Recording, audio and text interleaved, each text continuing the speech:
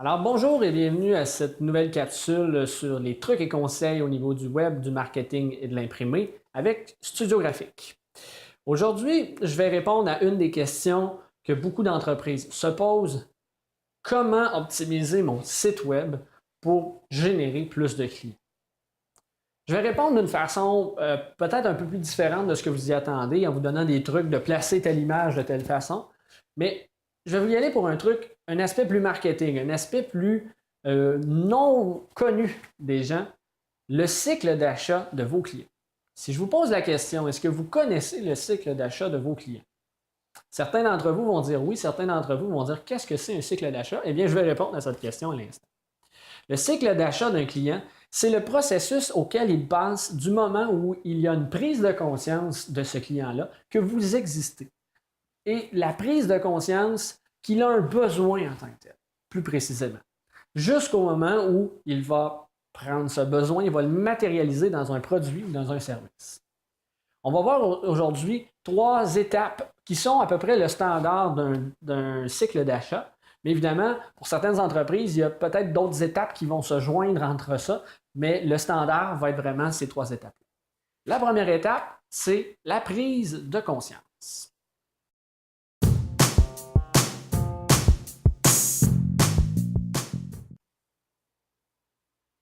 La prise de conscience, c'est quoi? C'est évidemment, je l'ai mentionné un peu tantôt, c'est le moment où le client a une possibilité, un besoin qui se fait sentir. On va y aller avec une histoire simple. Vous avez un véhicule qui date de quelques années et à un moment donné, un bon matin, vous vous levez et vous décidez que vous avez besoin d'un nouveau véhicule. La prise de conscience que vous avez besoin d'un nouveau véhicule est là. C'est ce qu'on appelle l'étape de la prise de conscience.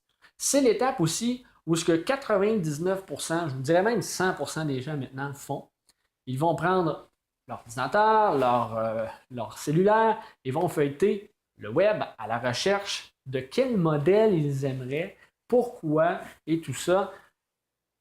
Et quels sont les meilleurs modèles à vendre au niveau de l'année 2016, par exemple, quel type d'auto on pourrait acheter, quelles sont les plus performantes. C'est la prise de conscience qui se fait à ce moment-là. Vous devez arriver à être présent dans l'étape de la prise de conscience en créant du contenu qui va être utile à ce client.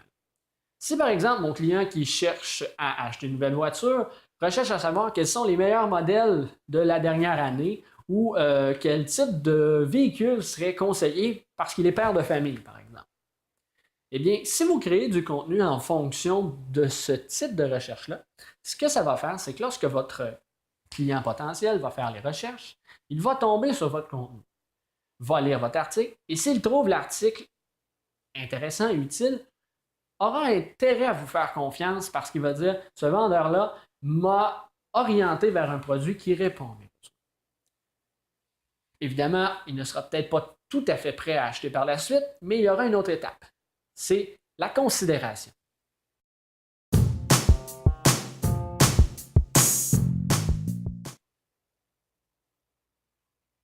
Alors là, votre client a pris une prise de conscience, il a un besoin en tant que tel, et là, il considère votre entreprise.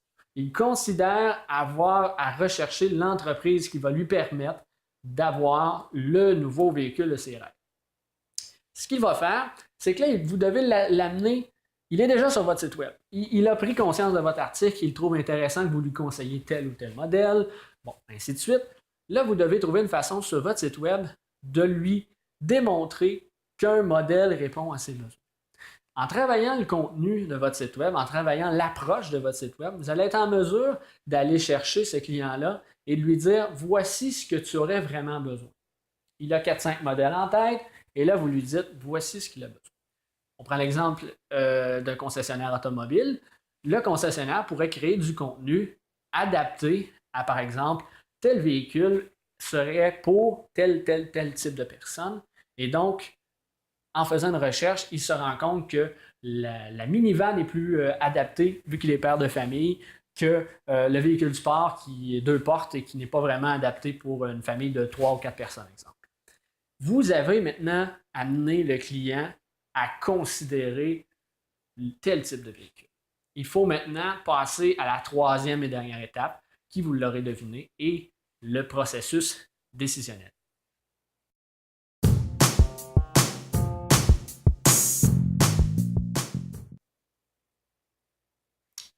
Qu'est-ce que le processus décisionnel? Eh bien, ça le dit pas mal. Le processus décisionnel, c'est le moment où ce que votre client est pas mal certain d'acheter, à 95%. Sauf que souvent, l'entreprise va avoir fait ça, mais va avoir oublié le processus décisionnel. Ce qui va créer un problème, c'est que votre client arrive sur le site et ne sait pas comment acheter. Ne sait pas où il doit aller, n'a pas la possibilité de remplir un formulaire, possibilité d'entrer en contact avec quelqu'un. Il est donc important sur votre site web que d'avoir aussi un contenu adapté pour ce type de client-là. Je vous donne un exemple. Si votre client a déjà décidé tel type de modèle qu'il veut, vous devez être en mesure de dire voici comment vous le procurez. C'est facile avec les véhicules automobiles, mais vous comprendrez que certaines entreprises, c'est un peu plus touché. Souvent, on va conseiller aux entreprises d'avoir une façon rapide lorsque la personne, par exemple, on reprend mon vendeur, mon concessionnaire automobile, d'avoir une possibilité de dire voici le véhicule qui te convient et en bas, un bouton qu'on appelle un bouton d'appel à l'action qui dit acheter ce véhicule ou rencontrer un de nos représentants pour discuter de tout ça. Vous pouvez fonctionner comme ça et vraiment amener le client à ce que ce soit facile de se procurer le véhicule. Vous pouvez aussi avoir une option de dire venez nous voir en magasin, venez nous voir chez notre concessionnaire et développer, évidemment, amener votre fiche ou quoi que ce soit. Il y a plusieurs options qui sont présentes. Mais le processus décisionnel est vraiment important, mais ne doit pas être le 100% de votre site web. Parce que souvent, ce qu'on fait lorsqu'on fait un site web, il y a beaucoup d'entreprises qui ne réalisent pas nécessairement qu'ils le font, mais ils créent du contenu comme si la personne qui arrive sur le site web était prête à acheter. La problématique, c'est que je ne veux pas vous faire peur, mais il n'y a pas beaucoup de clients qui sont prêts à acheter lorsqu'ils arrivent sur votre site web. Vous devez les convaincre. Mais vous ne devez pas les convaincre en disant que vous êtes beau, vous êtes fin, comme il y a quelques années au niveau du marketing. Vous pouvez le faire au moment du processus décisionnel parce que là, ils ont vraiment une bonne idée et vous avez qu'à les convaincre d'acheter. Mais vous devez créer un contenu de site web qui va vraiment suivre leur processus d'achat et vraiment les tenir accrochés à votre entreprise tout au long. Et de cette façon-là, oui, vous allez avoir un site web qui est peut-être très beau, qui est peut-être efficace, adapté au mobile, adapté aux multiplateformes, mais vous allez avoir un site qui, au niveau du contenu, va accrocher le client à chacune des étapes du cycle d'achat et vous allez voir que ça va vraiment changer drastiquement la façon que le retour sur investissement de votre site web. Je vous invite d'ailleurs à consulter notre blog sur le site de Studio Graphique. Vous allez avoir un lien ici avec la vidéo qui va vous permettre d'avoir d'autres trucs et conseils au niveau écrit sur le web, le marketing et l'imprimé. Et si jamais ce qu'on a parlé aujourd'hui vous intéresse, vous pouvez nous contacter aussi via notre site web pour vraiment développer avec vous une stratégie qui va être vraiment adaptée à vos besoins, une stratégie unique qu'on ne verra pas ailleurs. Alors voilà, c'est tout pour cette capsule d'aujourd'hui. Je vous souhaite bonne fin de journée et à la prochaine.